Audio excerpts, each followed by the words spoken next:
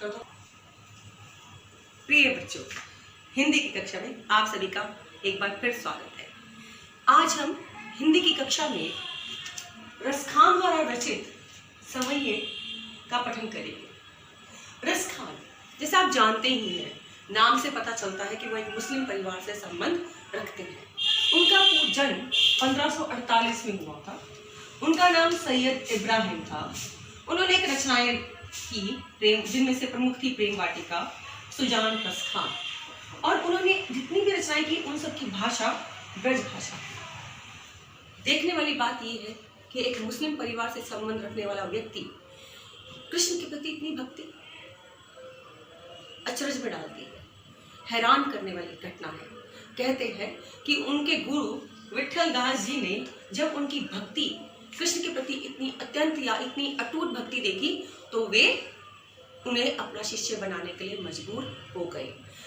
रसखान जी ने अपना पूरा जीवन कृष्ण भक्ति में लगा दिया। तो आइए देखते हैं कि वो किस तरह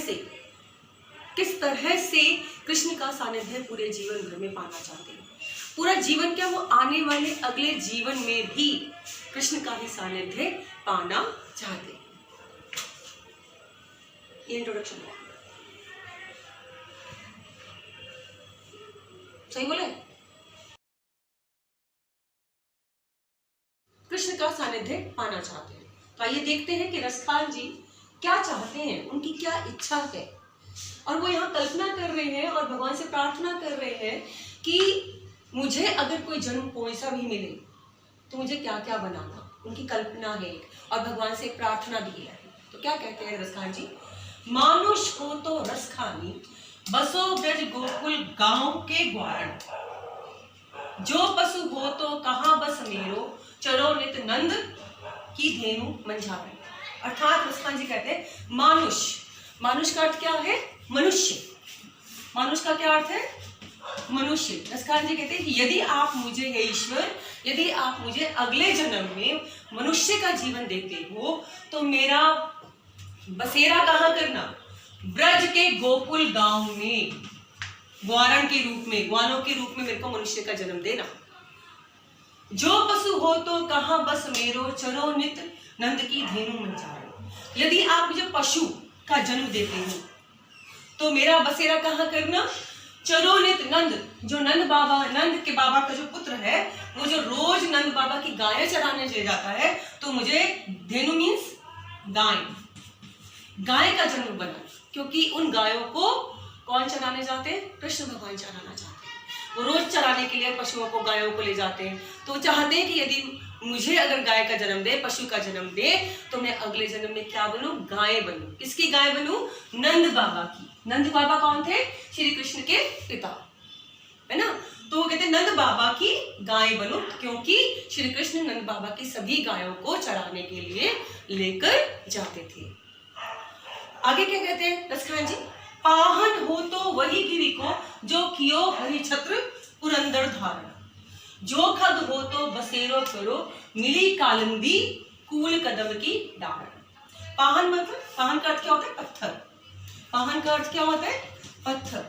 वो कहते हैं कि यदि तुम मुझे अगले जन्म में पत्थर बनाओगे तो किसका पत्थर बनाना? गोवर्धन पर्वत का। गिरी मीन्स पर्वत। आप सभी को पता होगा कि श्री कृष्ण ने गोवर्धन पर्वत को अपनी छोटी सी उंगली पर उठाया था, है ना। गिरी को जो कियो हरि छत्र पुरंदर धारण, पुरंदर मतलब इंद्र देवता। आपको उनकी कहानी पता होगी कि जब इंद्र देवता ने क्रोध में आकर के गोकुल में बहुत तेज वर्षा की थी, तो फिर श्री कृष्ण ने पूरे गोकुल को अब उस गोवर्धन पर्वत के अंतर्गत नीचे खड़ा कर दिया था और अपने पूरे पर्वत को भी छोटी सी उंगली पर धारण कर लिया था। तो रसखान जी कहते हैं यदि आप मुझे अगले जन्म में पत्थर बनाते हो तो मुझे उस गोवर्धन पर्वत का पत्थर बनाना, जिसे श्री कृष्ण ने अपनी छोटी सी उंगली पर उठाया था। आगे क्या कहते हैं? जो खग हो तो बसेरो करो, मिली कालंदी कूल कदम के डालन। खग में अर्थात पक्षी। खग का क्या अर्थ होता है? पक्षी। रसखान जी कहते हैं कि यदि आप मुझे पक्षी का जन्म देते हो तो मेरा बसेरा अर्थात मेरा घोंसला, जहां पक्षी रहते हैं पेड़ों पर, कहाँ बनाना? कालंदी। कालंदी का अर्थ होता है यमुना नदी। कालंदी का क्या अर्थ है? यमुना नदी। कूल मीन्स किनारे। यह अर्थ आप लोग लिख लीजिएगा साथ साथ अपनी कॉपी में कदम का पेड़, कदम की डारण, डारण मतलब डाल। तो कहते हैं कि यदि आप मुझे पक्षी का जन्म देते हो तो मुझे कालिंदी मीन्स यमुना नदी के किनारे जो कदम का पेड़ है उस पर मेरा बसेरा करना। क्यों? क्योंकि उस पेड़ के नीचे बैठकर श्री कृष्ण अपनी बांसुरी बजाते हैं। अर्थात रसखान जी कोई भी जीवन ईश्वर से कह रहे कि आप मुझे कोई भी जीवन दो, उसमें मेरा और मेरा केवल सानिध्य श्री कृष्ण के साथ हो। पहला जन्म उन्होंने कौन सा मांगा था? मनुष्य का। यदि भगवान उन्हें मनुष्य का जन्म देते तो किसका बने? गांव के ग्वाले बने। ग्वाले मीन्स ग्वाला। यदि पशु का जीवन मिले तो नंद बाबा की गाय बने। पत्थर का जन्म दे तो गिरिधर पर्वत की का पहाड़ का पत्थर बने।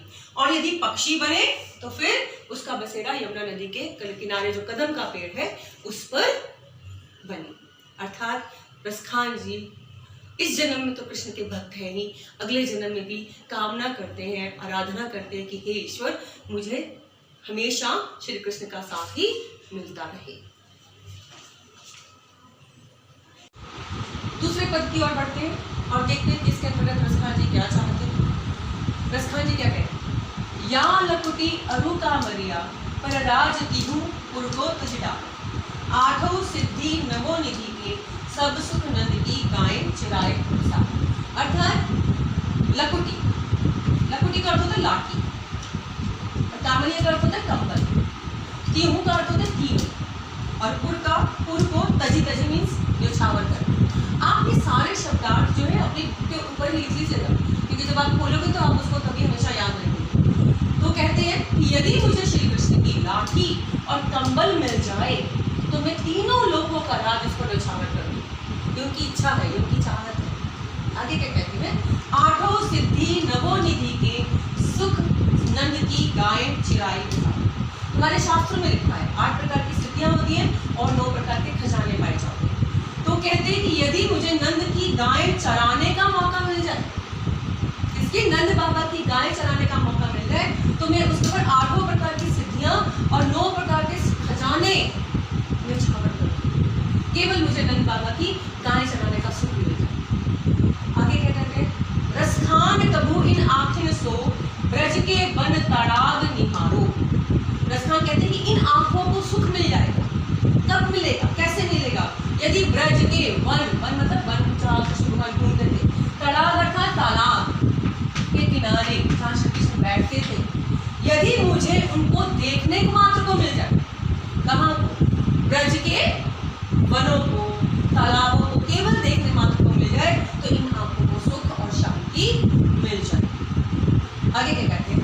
कौटिक एक अद्भुत के धाम शरीर की कुंजन ऊपर मारो। कौटिक अर्थात करोड़ों, कौटिक अर्थात करोड़ों, कलधोत मीन्स सोने, धाम अर्थात भवन। कलील एक प्रकार का वृक्ष होता है, जब कृष्ण भगवान के जमाने में इसकी जाति देखने को मिलती है। कुंजन मीन्स नीचे झाड़ियों की।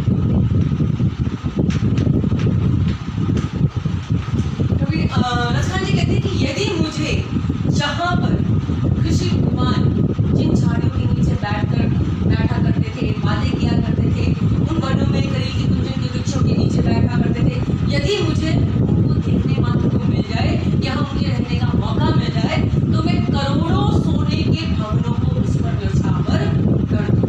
अर्थात इस पद में भी रसखान जी केवल श्री कृष्ण का सानिध्य चाहते हैं। प्रिय बच्चों, अब तीसरे पद की ओर बढ़ते हैं और देखते हैं कि क्या कहा जाता है। अभी पिछले पदों में आपने जाना कि रसखान क्या चाहते हैं, पर रसखान के साथ साथ ब्रज में उनकी कुछ चहेतियां गोपियां भी थी जो कृष्ण से बेहद प्रेम करती थी।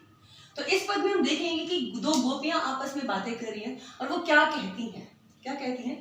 मोर पखा सिर ऊपर राखियो, गुंज की माल गरे पहिरोगी, ओढ़ी पीतांबर ले लकुटी, बन गोधन ग्वारण संग फिरूगी।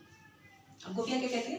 एक गोपी दूसरी गोपी से कहती है मोर पखा, मोर पखा अर्थात मोर का पंख, मोर का पंख सिर के ऊपर रखूंगी, और गुंज, गुंज होती है फूलों का नाम है, फूल का, गुंजा की माला गरे, गरे मीन्स गला, गर्दन, पहरोगी मतलब पहनना, है ना, तो गोपियां, एक गोपी दूसरी गोपी से कहती है कि मैं सिर के ऊपर मोर का पंख रखूंगी और गले में गुंजा की माला भी पहन लूंगी। ओढ़ी पीतांबर ले लकुटी बन गोधन ग्वारण संग फिरूंगी। ओढ़ी पीतांबर अर्थात पीले रंग का वस्त्र जो कृष्ण भगवान पहनते थे, पीले रंग का। ये शब्दार्थ आप साथ साथ लिखते रहना, ठीक है। पीतांबर पीले रंग का वस्त्र, वो कहते हैं पीले रंग का वस्त्र भी ओढ़ लूंगी। लकुटी बन लाठी लेकर वनों में, गोधन मीन्स गाय को चराने, ग्वालों के साथ फिरूंगी। ग्वारा मीन्स ग्वालिन, जो लड़के ग्वाले होते थे जो गायों को चराने जाते थे। तो गोपी कहती है कि मैं पीले रंग का वस्त्र भी धारण कर लूंगी और लाठी को हाथ में लेकर के क्या करूंगी, गाय चराने के साथ ग्वालों के संग भी घूमने जाऊंगी। भाव तो वो ही मेरो रस खानो, सो तेरे कहे सब सांग करूंगी।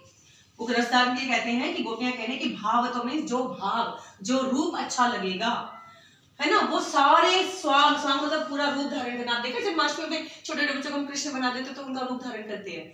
तो गोपियां कहती है कि मैं जो भाव मुझे कृष्ण का अच्छा लगेगा वो सब स्वांग, सब रूप धारण कर लूंगी। या मुरली मुरली धर की अधारण धरी अधरा न धरूंगी। मुरली क्या होता है, बांसुरी। मुरली का मतलब बांसुरी। और मुरलीधर कौन है यहाँ पर, मुरलीधर किसको कहा गया है, कृष्ण को।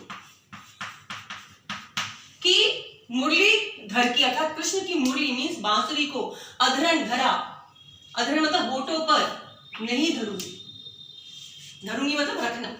तो कहती है कि यह मैं सब कुछ कर लूंगी लेकिन कृष्ण की बांसुरी को अपने होठों पर नहीं रखूंगी। तो पूरे पद के अंदर गोपियां क्या कहती हैं कि सिर के ऊपर मोर का पंख रखूंगी, गले में गुंजा की माला पहनूंगी, पीले रंग का वस्त्र भी धारण कर लूंगी और लाठी लेकर गायों को चराने भी साथ में चली जाऊंगी और वो हर भाव का रूप धारण करूंगी जो मुझे अच्छा लगेगा।